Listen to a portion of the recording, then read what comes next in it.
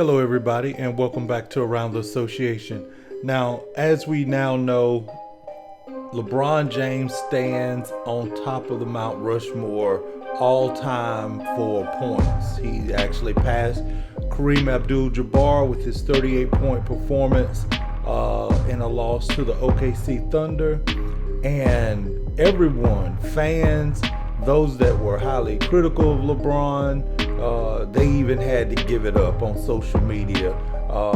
You had Laker greats, Magic Johnson, talking about how he never thought, the record would be broken, but LeBron actually broke the record. So that's amazing to see all the love that LeBron received and deserved. I mean, regardless of how you feel on some of his actions, the GOAT debate, all these other things, LeBron is greatness.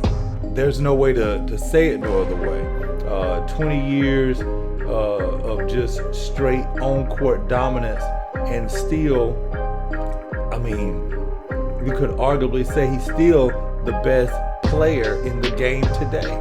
I mean, that I can say with all earnesty, someone that's been following the NBA since the early 80s, since I was actually old enough, that this has never been done by nobody else. This has never been done. Kareem came the closest, but he wasn't this level great in year 20. He just wasn't. So it was kind of odd to see some hating going on. You know what I'm saying? Anthony Davis seemed to be a little salty. I think that's what I'll say. He's a little salty about this LeBron love affair. And he's someone that we know signed with Clutch. Rich Paul worked to get him out of New Orleans, to get him to a better situation. LeBron ended up helped making him a champion in the, down at Disney. But he wanted out of New Orleans. He didn't want to be the main guy. So it's got me wondering now, is it because, now you feel like that anything you do is not good enough? Is it the injuries piling up in LA? Listen, they've been highly critical on AD, as they should be, because he's missed so many games. The only healthy stretch he's had really was when they were playing AAU style down in the bubble, where they couldn't do nothing but go back to their rooms, go eat. Anybody that's ever played on the AAU circuit know what I'm talking about. You know what I'm saying? You got time to grab food, play a morning game, get back, play an early day game, and then maybe a night game or evening game. That's just the schedule. But you're not having to get on planes. You're not having to travel by bus. You're not having to, your trainers and everything there. You're not even having to really go and drive to an arena every day to get your treatment and all this kind of stuff. So it was kind of odd, man. Take a look here at what Anthony Davis did.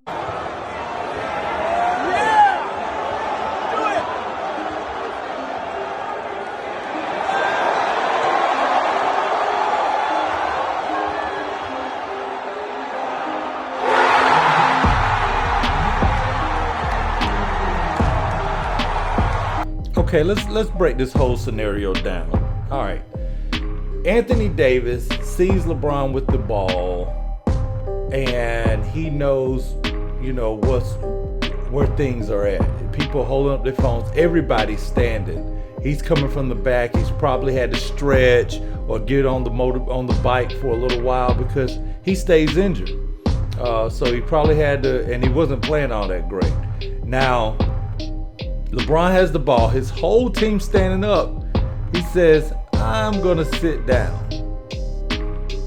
and, just kind of sit and look through the cracks. I ain't even really that concerned with history. Now,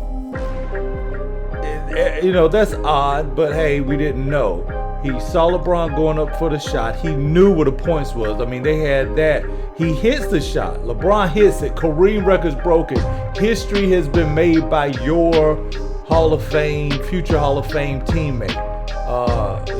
The greatest ever, one of the greatest ever, depending on where you are on the debate. Now, instead of getting up, you actually watch your fans celebrate, your teammates celebrate for what should be a momentous occasion. I mean, this is lifetime stuff. You know what I'm saying? Like, this is something that only happens every so often. I mean, Kareem broke Wilt's record. I don't have the dates in front of me. It was in the early 80s. He broke Kareem's record. Early 80s. Some of y'all listening to this right now wasn't even alive in the early 80s. You know what I'm saying? Some of y'all were knee high to a grasshopper if you was alive. I know I was. So what's crazy is Kareem broke the record, and it stood. This is how long this thing lasts. You know what I'm saying? This isn't normal. This isn't, okay, this is something that happens every year or every other year, or even every 5 years. I mean, to me, this is the type of thing, it's arguable. The only thing that could have been more momentous than this is if LeBron, when he had like 80 or 90 some points left, if he broke Wilt's record scoring 100 to get this record. You know what I'm saying? This is like one of the biggest things that can happen. So that's the only thing he could have added to it, is have the highest single scoring point game in history and the all-time leading scorer, because this is so iconic. You won't see this again in your lifetime. Now, Anthony Davis was asked about this momentous event, and take a listen and look at the body language, more importantly, of Anthony Davis on this night. Now, of course, the Lakers lost, but it ain't like they don't have a losing record. You know what I'm saying? This has kind of been par for the course for them, mainly because everybody's done what they're supposed to do. LeBron's still playing at a great level. Russell has redefined his role off the bench and has been playing really good. So Anthony Davis is the one that's give you little flash in the pans of greatness, but I'm gonna miss, another 3 weeks, another month. All this, going on several times a year. There's no way to build no continuity like that. So at least celebrate the victories to the big homie. But this is what Anthony Davis had to say. I'm going to play a clip here. I'm wondering if we could just get your inside view of what it's been like being with LeBron as a teammate for these years, and how you've seen that path kind of culminate for him tonight, passing Kareem. It's been great. He's been a big part of our team's success, a big part of my success. A leader, in all kind of ways, all kind of facets of the game, on and off the floor. Great human being, family guy, check all the boxes. Definitely well deserved. He put a lot of blood, sweat, and tears into this game. So I'm just honored to be able to, witness it live. Okay, he said all the right things, but this is your guy. You know how big this moment is to him. Your body language was saying, I'm going to give you these answers, but I can't wait to just go home. You know what I'm saying? Like, this isn't like, he even hit a game winner for you. You know what I'm saying? Where you still a long ways from making the playoffs. You're trying to get a play-in spot. This is passing Kareem all-time record. I ain't gonna lie.